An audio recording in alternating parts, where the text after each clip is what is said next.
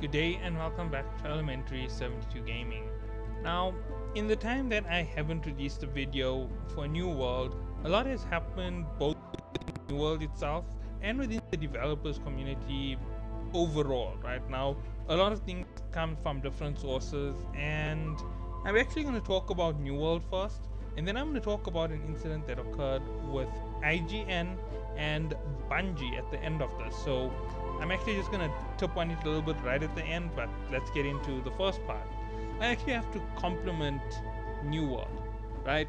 They initiated a fantastic update that is actually helping people within the game. Obviously, I still don't agree with a lot of things that they have done. You know what? I've said it many times, pushing too much on a certain side of the game has a generalization of ruining the number of people in your game, limiting your audience, and leaving you with only a small number of people to carry forward your game through the years. That's particularly what I say about PvP and enforcing it too hard on the game.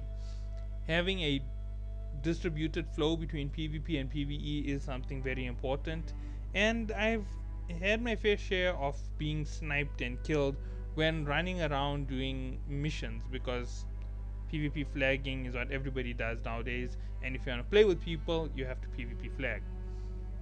So here is something else that I just want to talk about. When it comes to aspects of actual gameplay, they also have improved weapons drastically. They've started to apply perks like Perforate, which increase the damage intake on an enemy, and each strike seems to give 5%, so when you stack it up times 3, it's actually a 15% Perforate bonus. If you can stack it up twice in a row, there is a 30% weapon bonus, and if 5 of you do it, it's a 150% absorption bonus. Now obviously once it reaches 100%, that means they take full damage from every strike of your weapon. And if you manage to go over 100, which is 4 people at the double strikes, you actually would reach a point where they will take more than the damage that your weapon is possibly outputting towards them.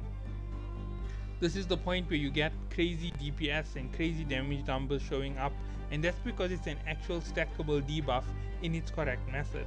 Now obviously playing those tactics and trying to get them are very difficult, because in general 75% is your maximum. 100 plus is only if you can get double perforates from everybody, and that is where the problem lies for most play like this. Obviously if 2 people you will get over the 100% mark, and then damage becomes insane, but I've hardly seen anybody manage to pull that off. I've only seen it against Captain Thorpe in Mercard. Okay, so let's continue on with another set of things that need to be discussed within the mainstream of the game, and that is bugs. Now if you go and open your map, I don't know if I'm going to be lucky or unlucky. Okay, I'm unlucky at this time, but right now I cannot view any corruption. As you can see, this is at level 2 corruption, so there is quite a bit of corruption. That's level 1, that's level 2, but as you can see, no matter where I go on the map, the corruption isn't showing. Even if I zoom further in, as you can see, nothing started to show. I can click on a location and I can still look, and still nothing will show up. Now this is something which has happened in the game. Oh, I did not know about this.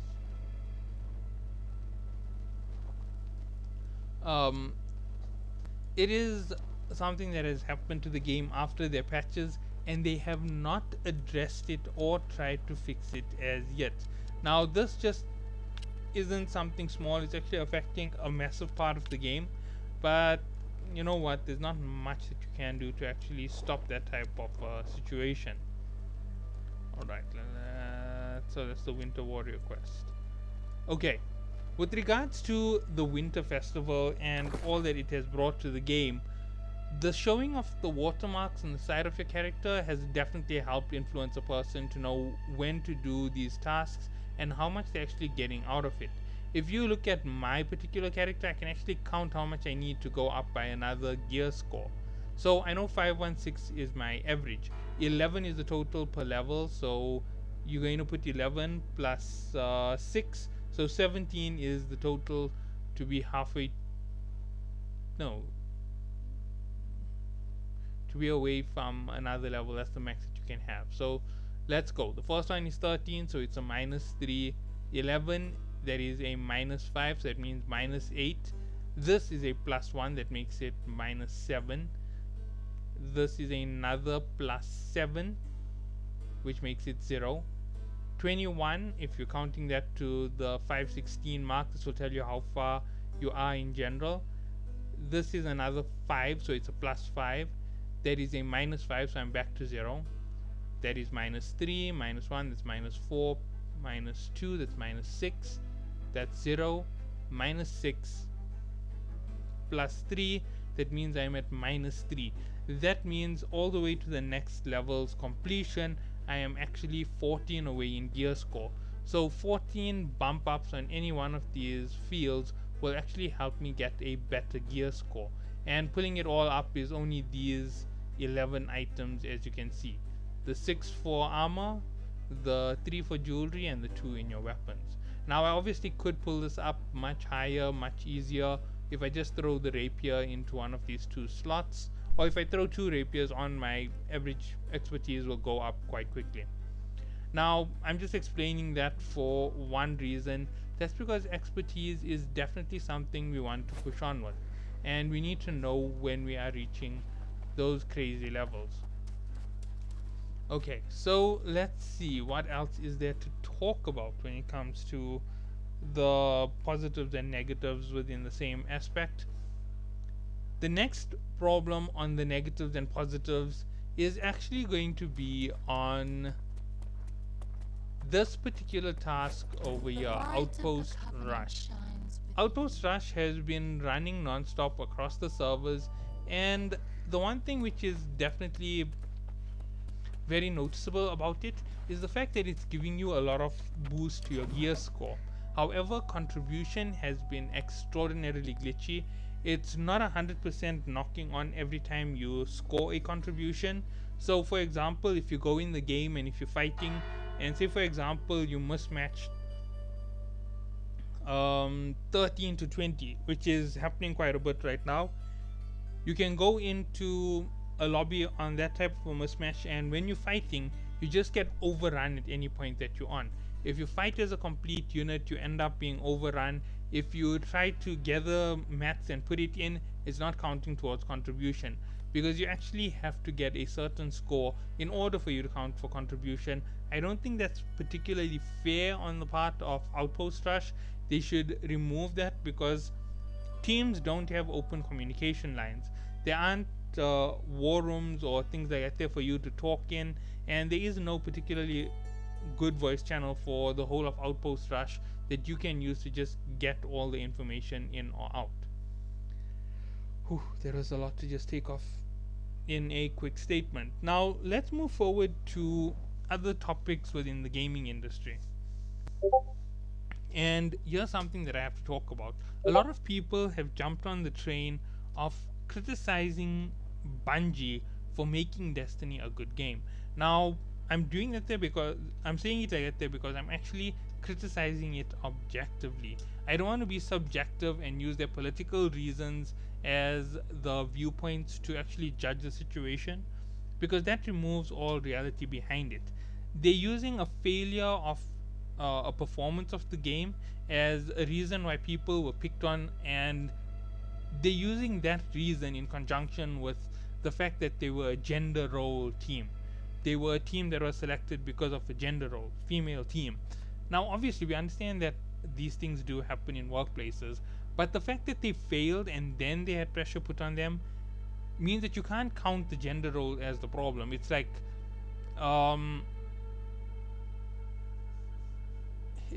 it's counterproductive, right? I'm trying to think of a way of describing it reasonably. It's like blaming a man for drowning.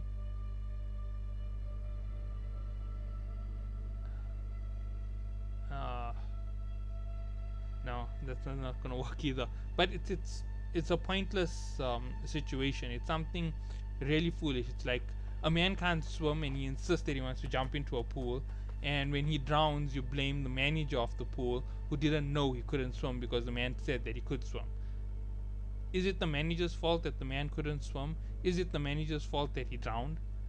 Well, in the reality situation, yes, there would be, because he could have had safeties in place to protect him, but it's actually that person's fault because he did something he couldn't do. If you get what I'm saying, it's really twisted and heavy to explain, and yeah, it's blaming a person for their inadequacy um, directly, or blaming other reasons for their inadequacy which don't have anything to do with the situation. And you see, that's the thing. You can always blame other things that have nothing to do with it. You can say that something happened outside of a reasonable cause, and that affects our gaming communities. And let me give you a reason. They want communities to stop commenting negatively on things that happen within the field. A lot of the IGN and YouTubers who covered the story have spoken about how we shouldn't take out negative comments against developers. Okay, I understand the death threat story is absolutely unacceptable. I agree that that should not be done, but negative feedback should be given. You fail at a download, go ahead, scream it out, say whatever you want, and you will get exactly what you need for that particular purpose. But on the same note, I'm actually going to cover other topics on that same one. You can't go and push a field to adopt these ideals so easily. That's because programming is all about optimization. Now, I know this isn't gaming itself, but it's all about optimization. If you can do tasks well and you can improve them over time, you actually make a better progress for the next stage with whatever you're doing. And same applies to game developers. If you're developing a good game tomorrow and the game gets better the day after and it gets even better the day after that, then you're actually accomplishing something for a grander picture for another day. Now, obviously, you can deny that it's good to have a better future. You can say that it's not something necessary, but that's just the reality of gaming. It requires optimization, it requires heavy scrutiny, and most of all, it requires a lot of discipline. And that's where the problems actually start to come in, because when discipline is added to these simple things, you get people being extremely harsh. And when I say extremely harsh, I mean they can complain about you not following orders. They can complain about you trying to optimize something and failing. They can complain about you bringing brand new ideas to the forefront without having contemplated what would be affected with your idea. And that is the reality of those fields. It is something that happens all the time, and there is nothing we can do to stop it. Now, I know that sounds really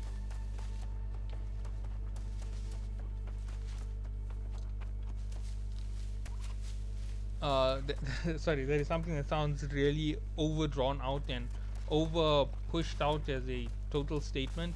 But yeah, that's just one of the things that you have to think about. Okay, let's move on to the next part of this intense and really heavy topic, and that is going to be why this affects our games negatively. If we keep allowing game devs to get away with poor performances, like all of the bugs and glitches that occur within New World and World of Warcraft and Destiny, and those bugs, glitches, and lack of effort are allowed to keep going forward to give the workers a better environment, eventually we're going to have a poor product. And instead of having fun playing games, we're going to sit with internet lines that are so strong they can host up the entire lobby for the game, but we're not going to be able to have a strong connection because we have poorly coded games that use too much of broadband strength. And that's because they're going to skip routes on doing some of the basics. They're going to forget to optimize basic tasks. They're going to ignore the basic training that you receive when you do programming, and all we're going to end up with is a game that looks like a bunch of blocks every single time. Now, I have complimented Iron Gate Studios before on their work ethic. They don't want to add more people to the team because they believe the team is perfect as it is. And they are right. Iron Gates, Valheim um, team have done an amazing job with the game. And if they keep it up, they're going to have an even better game moving forward. It's just the way that it works. Good work results in good products. And good products means that they're going to be able to go on and build another 10 games after this, and people will still keep coming back to them game after game after game. Okay, on to the last part of this absolute insanity.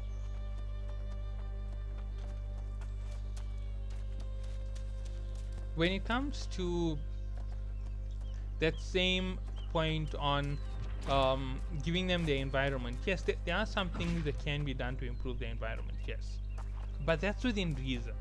And those are places where the problems are actually real problems and not problems that are being disguised with other purposes behind it. You can't use the idea of sexism to describe every situation when a person fails at an objective. You can't use racism or any other excuse when there isn't a possibility.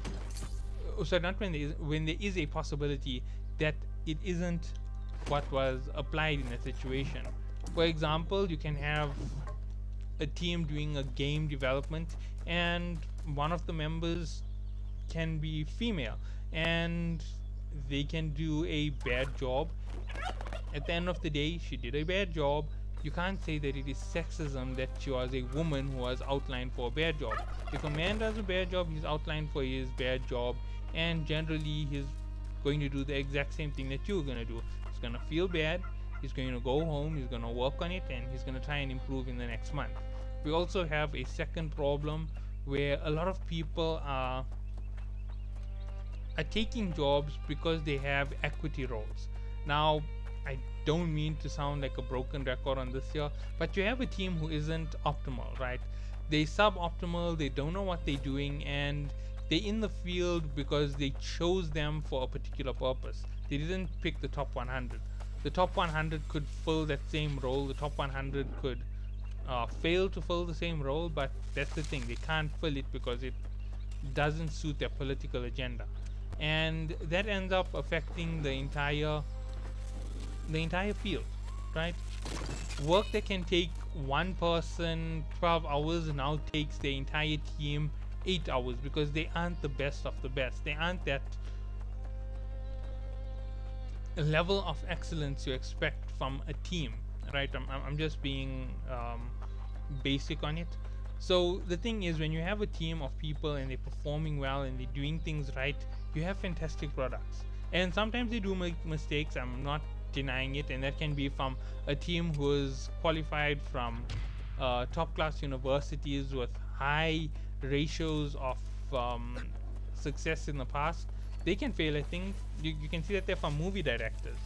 You can get hit successes out of people who haven't ever made a movie before, and that doesn't say that anything is wrong with the situation. It just means that they were good at something and we didn't know they were good at something. End of story. I know it sounds very over dramatized, if that makes any sense, but yeah, that's how I'm going to put it. And all of that put together is pulling everything forward one day at a time. At the end of the day, it's up to you to choose a side.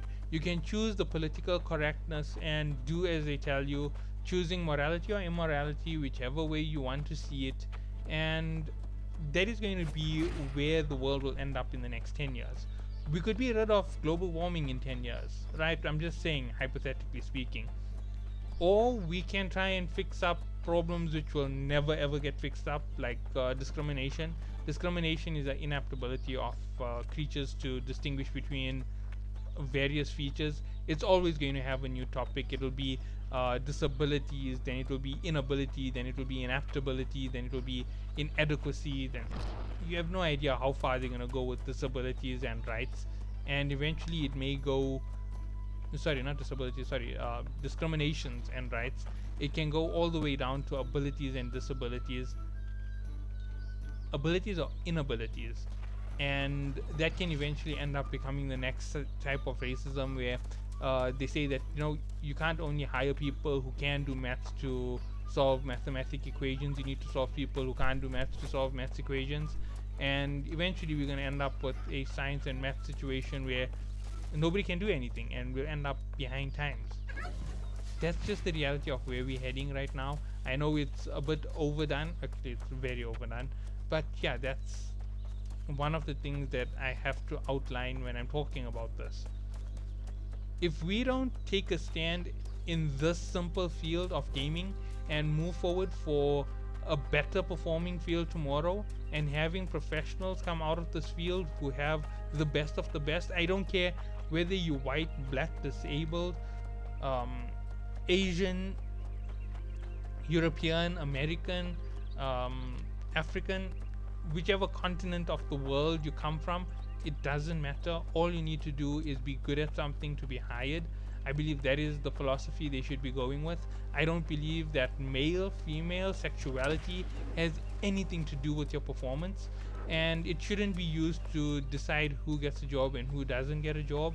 It shouldn't even be a part of the criteria to choose who gets a job and doesn't get a job. That is just what I have to say. Criminal records, yes, you can't expect people to change those things. Those are actions you have committed as an individual. It is actually something you have done. It's not a discrimination. You have committed a crime, you have done something wrong, and you're subject to pay for it with however many years that record holds against you. I don't think those things should be overlooked, but that's the reality of it. I think we need to take a little bit more of a firmer stance. We need to support the studios for their healthy behavior, and we need to come down on them for negative behavior. If they spoke about a team of, for the IGN article against Bungie, if they spoke about a team of female developers who went ahead and tried to do a DLC, they had fantastic ideas but were shut down on their ideas. They didn't get to publish anything.